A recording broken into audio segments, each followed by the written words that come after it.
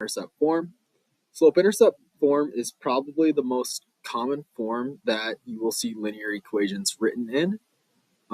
Slope-intercept form consists of y equals mx plus b, where if we remember back to our last couple lessons, m represents our slope,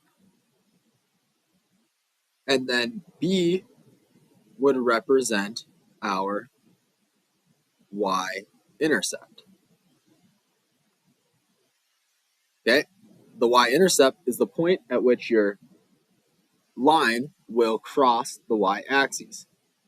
Okay, and then finally, y and x here just represents an ordered pair, x and y. Okay, so like we kind of already talked about, y-intercept is the y-coordinate of a pair where a graph crosses the y-axis. Okay, at your y-intercept, you will notice that our x-coordinate would equal 0. So as an ordered pair, you would see 0 and then any kind of number where this number represents our y-intercept. Okay, an example. What is the equation for a line with a slope of 3/2 and a y-intercept of 0, -1? Okay, so first of all, it tells us that we have a slope of 3/2. So we know that m equals 3/2. It also tells us that we have a y-intercept of -1. So our y-intercept, which is represented by b, equals -1. From here, we can use our slope-intercept form to substitute in these values to write in our equation. So we have y equals m, which is 3/2, x plus b. So b is -1. So instead of writing plus, we can actually just go ahead and say -1. Okay, this right here is our equation for the given line. All right, so an important aspect to talk about slope-intercept is graphing. So graphing comes with a couple of steps. So step number 1, we need to solve for y.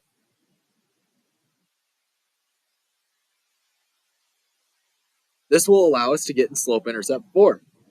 Once we solve for y, we must identify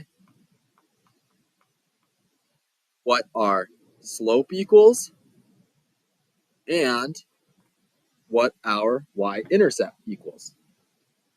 Okay, once we've solved for y and identified these very important aspects, then we need to plot our y-intercept. Okay, I call the y-intercept the starting point of your graph. If it helps you to remember, think about b equals begin.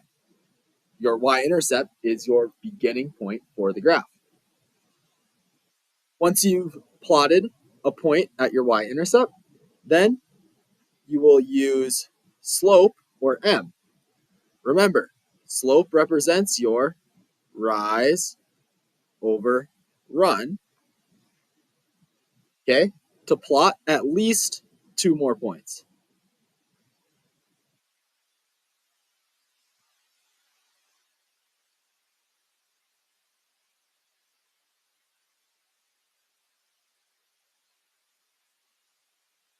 This way, you can properly represent the slope and direction that your line will be identifying. From here, you can use a straight edge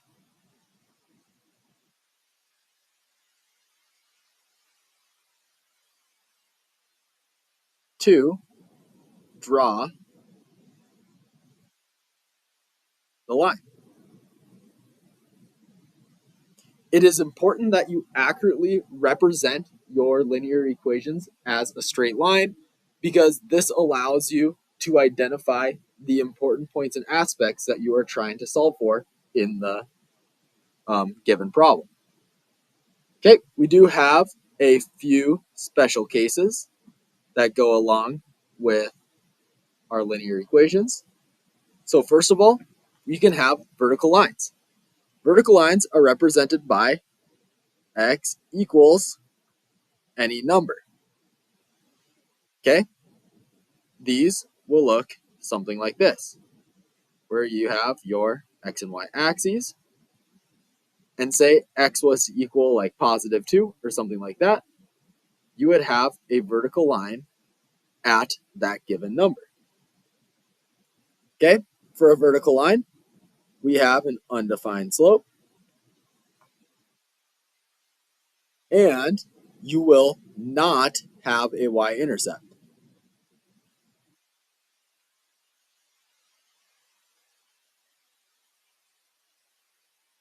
Okay, a horizontal line is kind of just the opposite of a vertical line. So for a horizontal line, you will have y equals a given number, and for your graph, we had our x and y axes. You would have a horizontal line at that given number. So if we had y equals 2, you would have a horizontal line at the point 2. So with a horizontal line, you have a slope of 0, and your y-intercept, or b value, is the same as the number that y equals.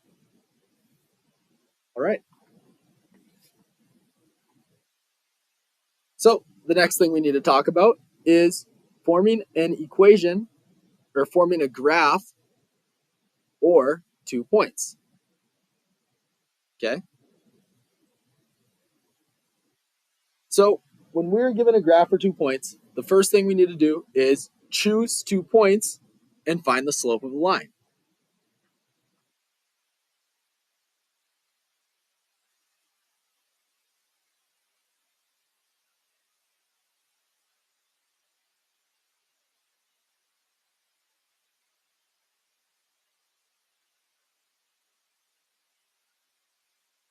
Okay, we can take these 2 points. Obviously, if we're given 2 points, easy to choose 2.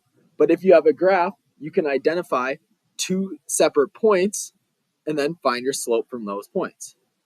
Remember, slope is represented by m. Commonly, you will find this slope by using your slope formula.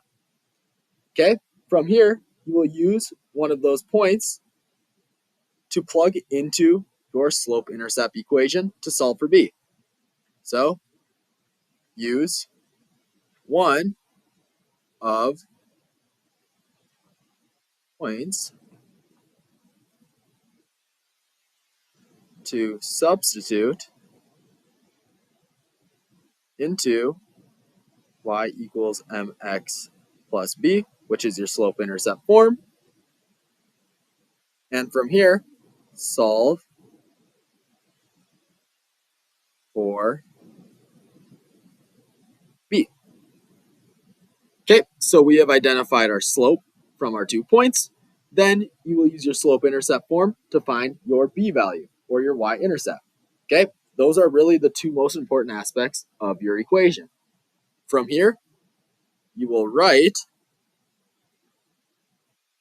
the equation in slope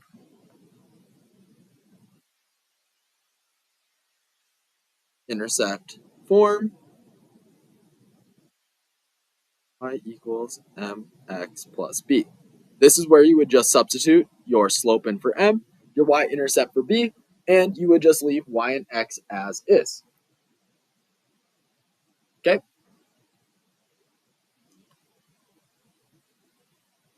So I know we don't have a lot more time on this video, but let's try to just look at one example here. Okay, so it says to write an equation in slope-intercept form that represents a line that passes through the points 3, -2, and 1, -3. So like I said, for your slope, we will want to use our slope equation. So that is m equals y2 minus y1 over x2 minus x1. So use your equation, or use your 2 points above. We could call this x1 and y1, x2 and y2, and substitute those values into our slope equation. So we have y2, which is -3, minus y1, which is -2, all over x2, which is 1, minus x1, which is 3. From here, we can go ahead and simplify. Remember, subtracting a negative turns into addition, so -3 plus 2, that gives us -1 over 1 minus 3, which is -2. Okay, we can simplify this to be m equals 1/2, since we have negative over a negative. Okay, now that we have our slope, we have to use our y-intercept form. That's our y equals mx plus b. And we need to substitute in our slope as well as 2 points, which we can take that from our first ordered pair. So our y value, we can take -2, equals our slope, which is 1/2, times our x value, which is 3, plus b. Okay, from here, we need to simplify. So we've got -2 equals 1/2 times 3, which is just 1.5, or 1.5, plus b. Okay, we can subtract 1.5 from both sides, which gives us -3.5 equals b, or our y-intercept. From here, all we need to do is substitute these two components into our slope-intercept form. So we've got y equals m, which is 1/2, x plus b, which is -3.5.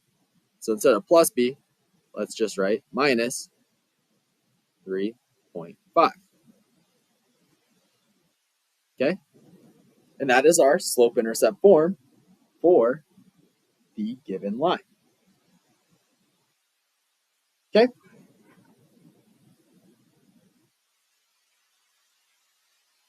So due to a lack of time, let's save this modeling function to be a nice starter for class the next day.